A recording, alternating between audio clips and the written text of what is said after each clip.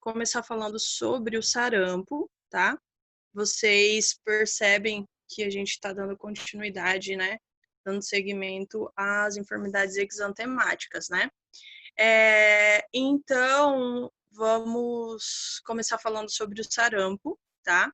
Que é uma doença infecciosa, aguda, autolimitada, tá? Ela é uma doença que tem uma alta transmissibilidade, né? E também, pessoal, é considerada, como disse, uma das enfermidades exantemáticas, né? Vamos começar falando, então, como sempre, sobre as características do vírus, né? Então, pessoal, o vírus do sarampo, ele pertence à família Paramyxoviridae, tá? É, em outras ocasiões, eu falei, ou eu posso vir a falar Paramyxoviridae, porque vocês já perceberam pela questão do castelhano que tá impregnado, né? Então, enfim, ou é dessa forma, se vocês ouvirem dessa forma, ou Paramyxoviridae, né? No caso, para o nosso português, é o mais correto. Eles pertencem ao gênero Morbillivirus, tá? Eles são envelopados, né? Um vírus envelopado. Eles apresentam, pessoal, um material genético de RNA de fita simples, tá? E uma característica, né, uma particularidade que eu achei interessante destacar, é que eles codificam 8 proteínas, né? Oito proteínas estruturais. Em comparação ao ser humano, que codifica 400 mil proteínas, né? Mesmo eles sendo pequenos, né? Sendo um ser tão pequeno, e mesmo codificando poucas proteínas, a gente entende, né, a gente observa como eles causam problemas, né, como eles podem vir a causar complicações, né, no ser humano. Então, basicamente, a nossa estrutura que vocês precisam anotar é isso aí, tá? A forma de transmissão vai ser parecida com as outras, através das gotículas respiratórias, como vocês já sabem, ao tossir, ao falar, ao espirrar, né? Essas partículas respiratórias, essas partículas virais podem ficar suspensas no ar por até 2 horas, tá? E aí, então, existir, né, a inalação de uma pessoa suscetível pode vir a inalar e contrair o vírus, tá? O período de incubação, pessoal, vem de 8 a 12 dias, tá? E o período de contágio máximo ali, com maior, né, o maior contágio ali pode acontecer entre 2 dias antes da aparição dos exantemas a 2 dias depois, né, do desaparecimento desses exantemas, tá? Então, tudo tranquilo até aí, né? Agora, como vai acontecer, né? Como ele vai agir no nosso organismo? Também não diferencia muito em relação à rubéola, tá, pessoal? A partir do momento que a pessoa, né, inalou essas partículas respiratórias, elas vão, né, ao trato respiratório superior ali principalmente, elas vão, pessoal, chegar aos linfonodos, tá? A partir ali eles fazem a replicação nos linfonodos também, tá? E daí eles vão, eles caem, eles atingem a corrente sanguínea, tá? A partir desse momento que eles atingiram ali, que eles se disseminaram até a corrente sanguínea, eles estão produzindo a viremia, tá? E aí, então, vai se disseminar para todo o corpo, atingindo praticamente todos os aparelhos, ou todos os sistemas do nosso corpo, tá? Então, de uma forma mais simplificada, que talvez do que vocês haviam visto no vídeo ou na aula que eu tinha enviado lá atrás para vocês, memorizem dessa forma, porque de fato é basicamente isso que acontece, é bem parecida essa questão de replicação e de patogenia dos vírus, tá? Tá. E aí, então, é basicamente isso. Se disseminou, né? Atingiu praticamente todos os sistemas do corpo. Agora, pessoal, a clínica me interessa. A clínica eu quero que vocês se fixem bastante, principalmente pelas questões de exantema e tudo mais. Beleza. Quando o paciente vai... O que o paciente vai começar a apresentar, tá? Então, esse paciente vai começar apresentando febre. A febre aqui é alta, tá? Vai existir uma febre alta, diferente, por exemplo, da rubéola, que não era uma febre baixa, tá? Então, aqui temos febre alta. O paciente vai apresentar, pode apresentar uma coriza, que no início ela pode ser hialina, né? E aí depois ela pode se tornar mucopurulenta, tá? Tosse seca, é uma tosse seca, assim, que incomoda bastante esse paciente, uma tosse chata, tá? Conjuntivite com fotofobia. Então, esse paciente ele vai apresentar uma sensibilidade ali à luz, ele pode apresentar os olhos podem ficar lacrimejando, ficar mais avermelhados, um pouquinho mais inchado também, tá? Então, pode ser bem característico do sarampo. Além disso, o paciente vem apresentar febre, cefaleia, um mal-estar geral que geralmente acompanha o quadro. Agora, quando vocês estão, né, vocês estão ali se deparando, estão fazendo o exame físico no paciente, a gente vai ter quando vocês estiverem fazendo também ali a uroscopia desse paciente, vocês vão observar um sinal clínico que que é particular, que é super característico do sarampo, que é o que nós denominamos como manchas de Koplik ou Koplik, tá? Então, vocês podem memorizar isso. E aí, o que vocês vão encontrar, né? Vocês vão estar fazendo ali a horoscopia e tudo mais, e aí, pessoal, vocês vão observar petequias, né? Esses pontinhos mais esbranquiçados, né? Pode, às vezes, até mesmo ter uma cor meio parecida ali para o cinza, mas geralmente eles são pontinhos esbranquiçados, né? Geralmente ali entre segundo molar, mais ali na arcada superior, né? E então isso é super característico, tá? Do sarampo, que são essas manchas de Koplik, tá? E aí, pessoal, geralmente essas manchas, né, essas petequias, esses pontinhos, elas vão aparecer 2 dias antes do exantema, tá? E ela vai durar 2 dias, até 2 dias depois também desse exantema, tá?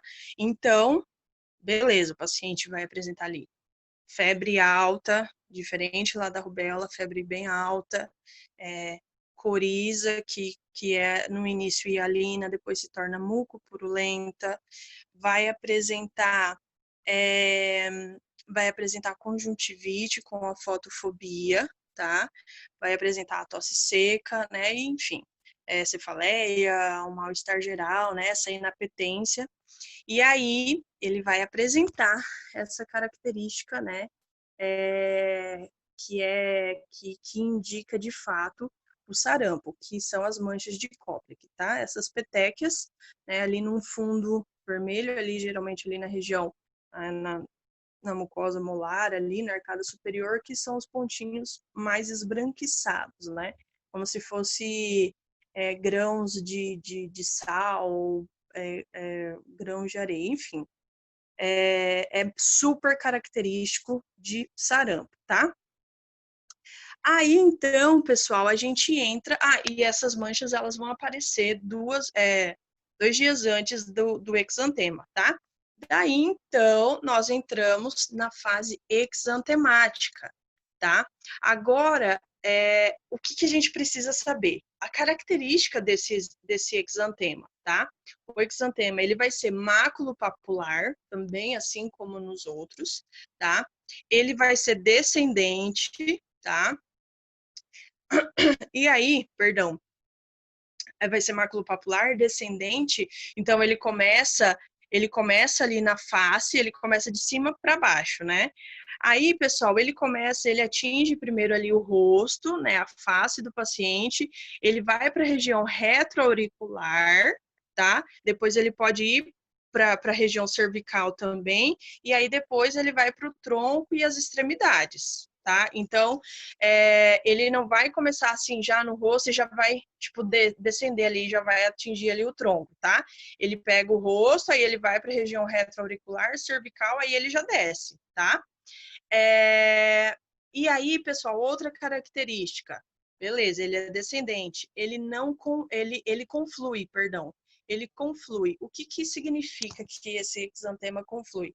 Significa que muitas vezes a gente não vai conseguir diferenciar onde está esse exantema. Por exemplo, ele está no rosto, ele já está, né, no pescoço, no tronco, então, tipo, você não sabe se o exantema, ele tá sólido, se ele é sólido do tórax, se ele é sólido do pescoço, entende? Ele não é segmentar, por exemplo, como o da rubéola. Lembra que aparecia primeiro no rosto, depois ia, né, ali para o tronco, e aí ele já sumia. Ele já melhorava. Não, aqui ele, como ele atinge meio que no geral, ele não conflui, por isso que a gente não consegue diferenciar muitas vezes, né, se está somente ali num lugar ou do outro, tá? Diferente que lá na rubéola também o exantema ele não conflui. Outra característica, pessoal, é que ele vai apresentar uma coloração um pouquinho mais escura, né? Ali para um aspecto mais acinzentado, tá? Vai ter essa característica, esse exantema, ele pode vir a apresentar essa característica um pouquinho mais escura, tá? Além disso, lá pelo 5º dia, mais ou menos, ele descama, tá? Outra característica importante que lá na rubéola não descamava, tá? Então, ele conflui, ele é um exantema maculopapular, é descendente, tá? É importante vocês lembrar que ele atinge ali, ele vai para a região, ele atinge a face, ele vai para a região retroauricular, a região cervical, depois ele continua o seu trajeto ali pelo tronco e pelos membros, tá? Descendente, ele conflui, tá? Ele apresenta esse aspecto um pouquinho mais escuro, né, mais acinzentado, e ele descama, tá? Coisas que não aconteciam, por exemplo, em comparação à rubéola, tá? Outra questão é, como eu falei, a febre alta e tudo mais, tá? Então, é basicamente assim, essas características da sintomatologia que esse paciente vai apresentar, tá? Manchas de Koplik, que você já memoriza que você já sabe que é do sarampo. Agora, vamos supor, né? Chegou ali para vocês um paciente, né? Quando que a gente vai ter essa clínica bem exacerbada, né? Quando que a gente vai, quando que a gente encontra o paciente apresentando praticamente todos esses sintomas, geralmente no 2º dia do exantema. Então, pessoal, quando ele está apresentando ali, ele tá nesse 2º dia do exantema, ele vai estar apresentando praticamente tudo. É um paciente de livro, tá? Então, ele está apresentando, né? Obviamente, os exantemas, está bem ali, né? Disseminado ali no corpo. O paciente vai estar apresentando ainda as manchas de Koplik, tá? Ela ainda vai estar presente. A febre vai estar super alta.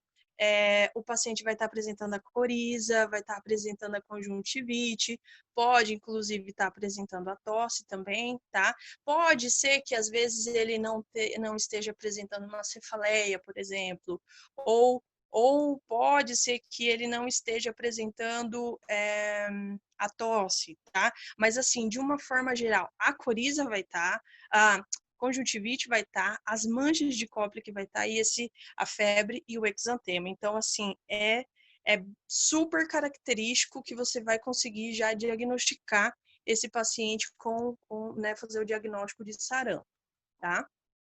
Até aí, tá tudo bem? Ok, então, pessoal, quando nós falamos sobre essa sintomatologia, sobre essa clínica, né, nós estamos falando sobre o sarampo agudo, sobre o sarampo típico, né, o sarampo comum. Agora, perdão. Agora, pessoal, isso é mais a modo de comentário, tá? Não precisa fixar tanto nisso, tá? É só para vocês saberem que existe. Nós temos todo ali, como eu disse, o sarampo comum, esse sarampo típico, mas podemos também nos deparar com o sarampo atípico e o sarampo hemorrágico, tá?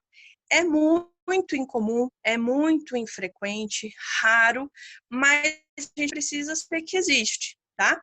Então, pessoal, quando nós nos deparamos com o sarampo atípico, geralmente é aquele sarampo que vai acontecer nas pessoas que receberam a vacina, né, que é com o vírus vivo atenuado, e aí a pessoa apresentou o sarampo, tá? Por isso o nome já diz, atípico, tá? É por isso que em muitos casos, quando você tem um paciente que está apresentando a sintomatologia do sarampo, né, que está com a clínica ali, que você já 99% você já percebe que pode ser o sarampo, aí então você não vacina esse paciente, tá? Porque, né, pode vir a desenvolver então esse sarampo atípico, tá? Como disse, é muito infrequente, mas a gente precisa saber que acontece, tá? Aí, pessoal, a clínica aqui então vai ser um pouquinho mais grave, né, do que o sarampo comum, do que o sarampo típico. O paciente vai ter também a febre, ela vai estar elevada, tá? O paciente pode cursar com mialgias, né? O paciente vai apresentar cefaleia muito mais intensa, né? Em relação ao sarampo típico. Tá? E aí, uma característica que pode diferenciar é que o exantema aqui, no sarampo atípico, ele vai ser ascendente. Então, ele vai começar de baixo para cima, tá? Assim, é algo, como eu disse, para conhecimento, não precisa se fixar muito nisso, tá? Agora, nós temos também o sarampo hemorrágico, né? Que também é muito raro, mas se acontecer, ele é muito grave, tá? O que vai acontecer? Obviamente, né? A gente já está falando ali hemorrágico, a gente já pensa, claro, em hemorragia, tá?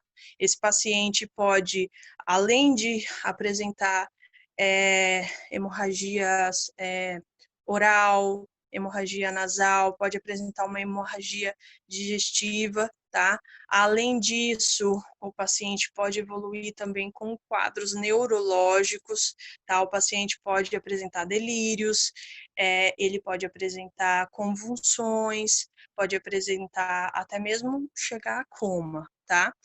E o que é interessante, o que é importante a gente saber? Que se ele está produzindo, se está existindo ali a hemorragia, né, que, como eu citei para vocês, essa hemorragia pode evoluir para uma coagulação intravascular disseminada, tá? Então, quando acontece a coagulação intravascular disseminada, é quando já está existindo uma liberação maciça de fator tecidual, tá? Então, você o paciente vai estar produzindo microtrombos, ele vai estar apresentando microtrombos, tá? Automaticamente ele está consumindo mais plaquetas. Se você consome mais plaquetas, você já está precipitando a produzir uma hemorragia, tá? E aí o caso é muito sério, quando chega uma coagulação intravascular disseminada, é tudo de pior que pode acontecer, tá? Que pode ser devido a infecções, né? Pode a traumas, né? E pode evoluir, obviamente, ter um prognóstico muito ruim, que pode evoluir até mesmo levar o paciente a óbito, tá? Aí, nesse caso, a gente faz a reposição de plaquetas, você vai precisar fazer ali o plasma concentrado, enfim, é uma questão já bem mais séria, tá? Então, como eu disse, a gente precisa saber, mesmo sendo incomum, sendo raro, a gente precisa saber que acontece, ou seja, que existe esses outros tipos, tá? Beleza, então, pessoal. Agora, geralmente, o sarampo ele vai evoluir bem, né? É muito difícil, como eu disse, de existir complicações, tá? De acontecer complicações, mas se caso acontecer, além dessas duas características que nós falamos, pode existir a encefalite, pode existir a otite, tá? Que aí, nesse caso, a otite média, ela já pode ser secundária a uma infecção bacteriana, tá? Então, isso pode acontecer também, pode dar lugar, né, a apresentar também uma infecção bacteriana, tá? Pode acontecer a pneumonia, tá? Até mesmo diarreia. Então, são algumas complicações que pode vir a acontecer. Não são tão frequentes, mas, como eu disse, para a gente ter em conta, né? Levar em conta. Agora, como a gente vai fazer o diagnóstico? A clínica sempre vai ser, em primeiro lugar, sempre a clínica vai estar, a gente precisa ter, né, como vocês sabem, fazer uma boa anamnese, um bom exame físico, e principalmente se você já conseguir direcionar, se você já conseguir observar principalmente esses sinais ali característicos do sarampo, a gente consegue já ter quase que 90% assim de probabilidade de fechar o diagnóstico. Agora, temos os exames complementares também, que aí vão ser, podemos utilizar o PCR, é bem parecido, na verdade, né, lá com a rubéola, com outras enfermidades exantemáticas. Rubéola, vamos fazer a dosagem de IgG e IgM em 2 doses, lembra? A gente faria 2 amostras, tá? Aí, pessoal, a gente pode secretar ali, né, pegar pelo swab que a gente utiliza, né,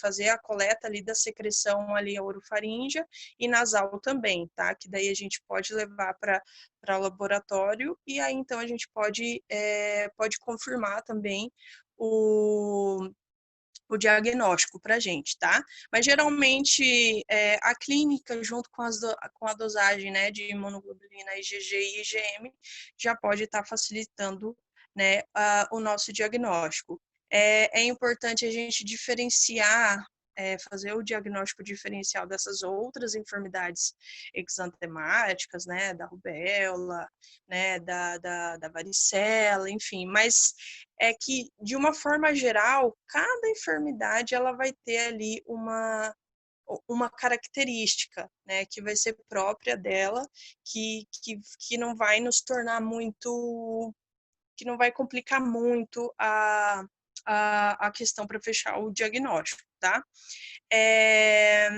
O tratamento, pessoal, geralmente é um tratamento de suporte, um tratamento sintomático. A gente hidrata bastante esse paciente, tá?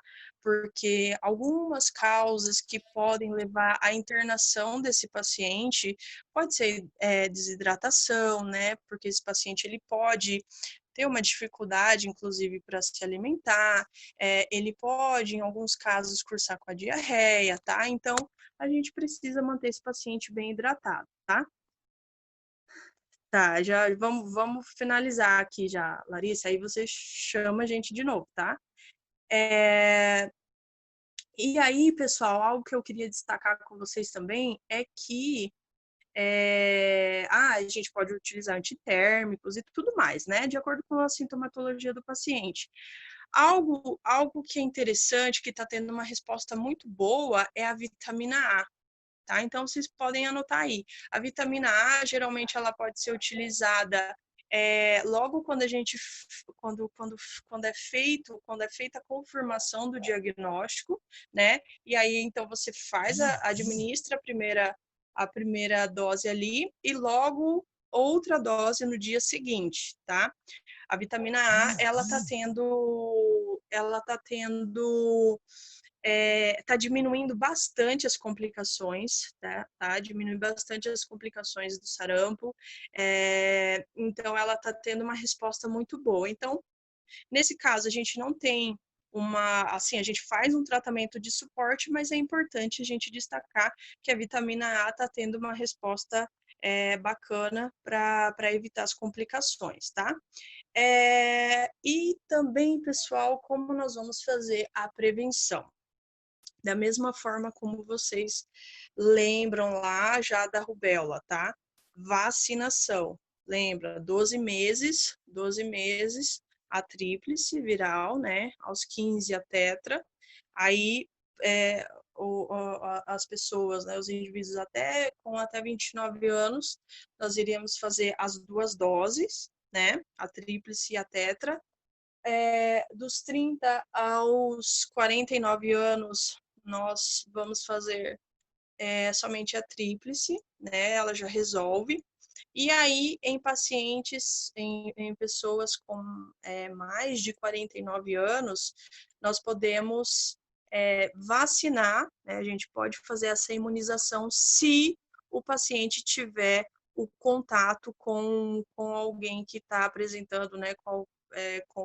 Tiver contato ali com o vírus, mas se ele não apresentar ainda os sintomas. Então, vamos supor, a gente desconfia que está tendo ali um paciente, né, que está apresentando sarampo, que está com vírus do sarampo.